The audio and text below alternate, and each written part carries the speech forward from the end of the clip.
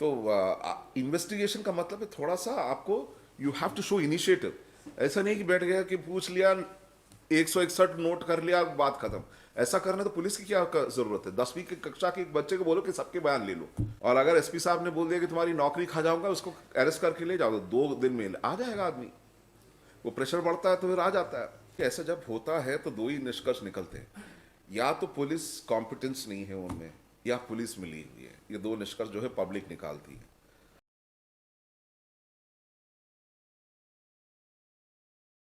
ये जो फरार चल रहे हैं, आगे आ जाइए, आगे आ जाए। क्या नाम है आपका? शुभ नाम क्या है? शक्ति सिंह चौहान, इंस्पेक्टर,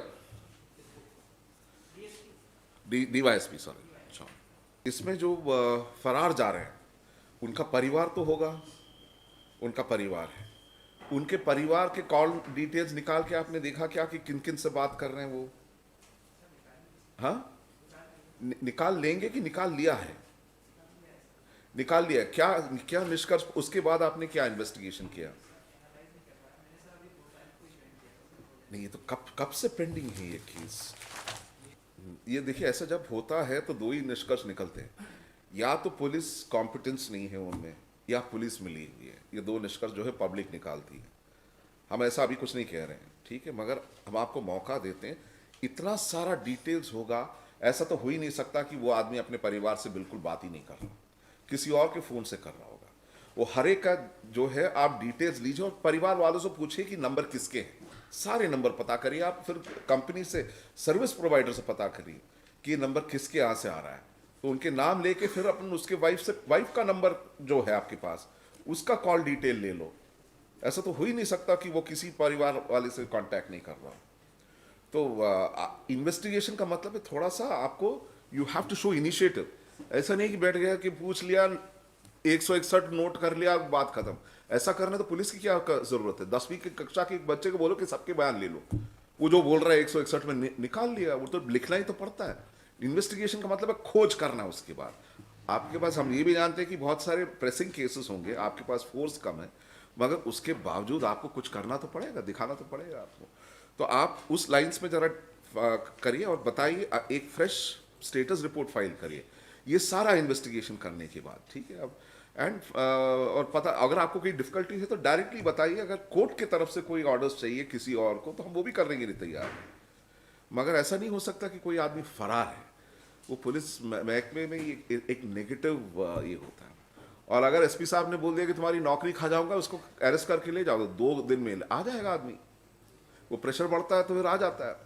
हमने देखा वहां पर इंदौर में होते हुए एक एसपी के कारण क्या हुआ, बदमाश शहर छोड़ के भागे क्योंकि एक्सिक्यूट होने लगे वारंट्स, है ना।